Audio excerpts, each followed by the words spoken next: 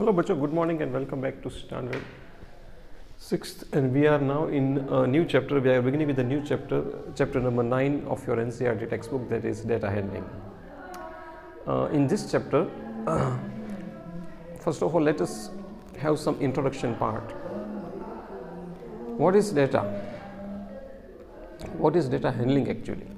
हालांकि ये कॉन्सेप्ट आपने पहले बहुत बार सुन भी लिया होगा, आपने जाना भी होगा. Data is nothing but information about different things और डिफरेंट ऑब्जेक्ट्स.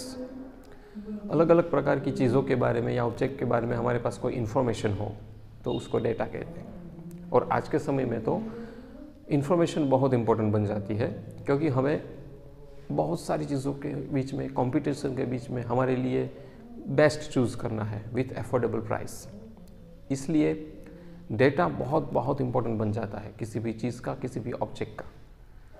खास करके जब मैं डेटा को न्यूमेरिकली लेता हूँ या कलेक्ट करता हूँ तो उसको बोलते हैं डेटा हैंडलिंग. तो जब मेरे पास कोई चीज़ का डेटा आता है तो उसके सेवरल स्टेप्स होते हैं. उस डेटा को मुझे देखना होता है, स्टडी करना होता है, उसको ऑर्गेनाइज करना होता है, इसको मेरे चॉइस के हिसाब से डिस्ट्रीब्यूट करना होता है, इंटरप्रेट करना होता है, तो एनालिसिस करना होता है. तो सारे डेटा को जब मैंने इस तरह से ऑर्गेनाइज किया, इंटरप्रेट किया, एनालिस किया, तो मुझे मेरे चॉइस की जो चीज़ है वो मुझे मिलेगी. मतलब ये जो भी मैं कोई भी शब्द यूज़ करता हूँ, analyse, interpret, organise, is nothing but to find the thing which I need as per my need. मुझे जो चीज़ चाहिए उसको मैं ढूंढ रहा हूँ, तो वो एनालिस करके, इंटरप्रेट करके ही मुझे मिल सकती है. तो हमारा जो ये चैप्टर है उसके अंदर मेरे पास जो भी इंफॉर्मेशन आई है उसको न्यूमेरिकली प्रेजेंट करने के अलग अलग तरीके हैं. तो इसमें आपने लोअर ग्रेड्स में कुछ सिस्टम सीखी भी थी कि इस तरह से डेटा को रिप्रेजेंट करते हैं. इसमें से एक था पिक्टोग्राफ. पिक्टोग्राफ कुछ नहीं है, एक टेबल है और टेबल को अलग अलग पिक्चर्स, छोटे छोटे ऑब्जेक्ट के पिक्चर्स देखकर न्यूमेरिकली उसको प्रेजेंट किया जाता है ऑब्जेक्ट को. जैसे कि एक ऑब्जेक्ट बराबर 100 थिंग्स होता है, 5 थिंग्स होता है, 10 थिंग्स होता है, हमें सिंबल लेना पड़ता है. तो क्या इतनी बड़ी चीज़ होती है, उसको अगर मुझे टेबल थ्रू दिखाना है तो वो सारी इन्फॉर्मेशन एक छोटे से टेबल में आ सकती है, तो उसको पिक्टोग्राफ कहते हैं. पाई चार्ट आपने सुना था, पाई चार्ट भी एक वे ऑफ प्रेजेंटिंग डेटा है. तो इस तरह से पूरा डेटा हैंडलिंग का चैप्टर है.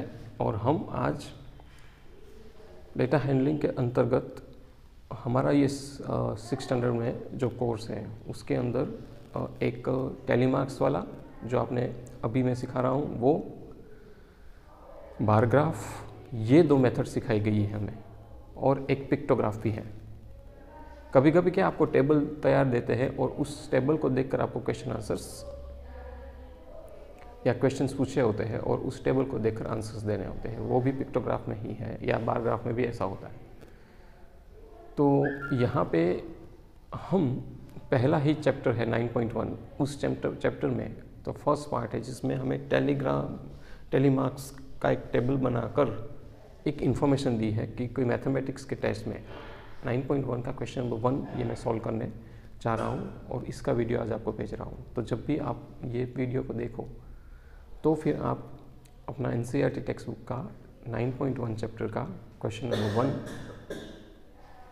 उस क्वेश्चन को पढ़िए. जिसमें मैथमेटिक्स के डिफरेंट मार्क्स अलग अलग बच्चों को मिला है, तो 1 to 9 मार्क्स तक के मार्क्स थे, और कितने बच्चों ने वो मार्क्स लिया है वो हमें टेलीमार्क्स थ्रू दिखाना है.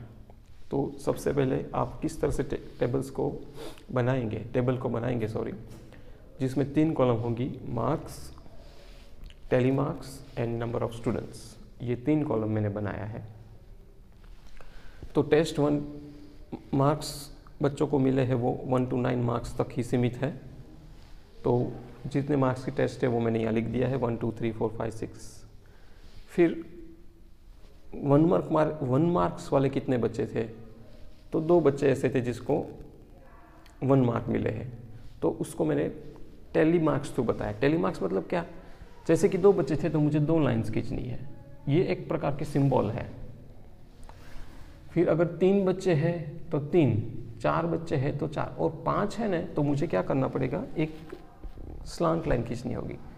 जैसे मैंने 1 2 3 4 और 5 किया ना, तो 5 इस तरह स्लांट लाइन करके एक ग्रुप बना देना है 5 का, ताकि उसको कैलकुलेशन या गिनने में आसानी रहे। उसके पीछे बस वही मकसद है कि 5 के बंडल्स बन जाते हैं, तो you can easily count it. तो यहाँ पे जो टेलीमार्क्स है, ये टेबल मैंने बनाया है, आप अच्छी तरह से इसको समझ लो। पहले जो मार्क्स है 1 2 3 4 5 6 7 8 एंड 9 मार्क्स। फिर 1 मार्क स्कोर करने वाले कितने बच्चे थे, तो 2 बच्चे थे, तो मैंने 2 लाइन्स खींची। 2 मार्क्स वाले 3 बच्चे थे, तो मैंने 3 लाइन खींची, यहाँ लिखा 3। 3 मार्क्स वाले 3 बच्चे, फिर से आई हैव रिटन 3। यहाँ नंबर में भी वही लिखते हैं, जितने ये मार्क होते हैं वही नंबर यहाँ लिखा जाता है। इनफैक्ट ये भी नंबर ऑफ स्टूडेंट्स ही है, लेकिन उसको टेलीमार्क्स से दिखाया है। 4 मार्क्स वाले 7 स्टूडेंट्स है, तो मैंने क्या किया, 1 2 3 4 5 स्लांट लाइन किया, 6 7, तो 5 का एक बंडल, फिर 6 7। अगेन 5 मार्क वाले 6 बच्चे थे, तो 5 का एक बंडल और 1, तो 6 हो गया, 5 + 1।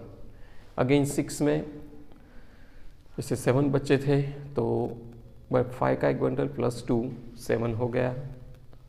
7 में 5 का एक बंडल, 5 मार्क्स ही थे, तो 5 बच्चे ऐसे थे जिसने 7 मार्क्स स्कोर किया है, 4 बच्चे ऐसे थे जिसने 8 मार्क्स स्कोर किया है, और 3 बच्चे ऐसे थे जिसने 9 मार्क्स स्कोर किया है। तो उसको टेलीमार्क्स से दिखाया गया है। तो this is how we represent a tally marks table. It's very simple and easy.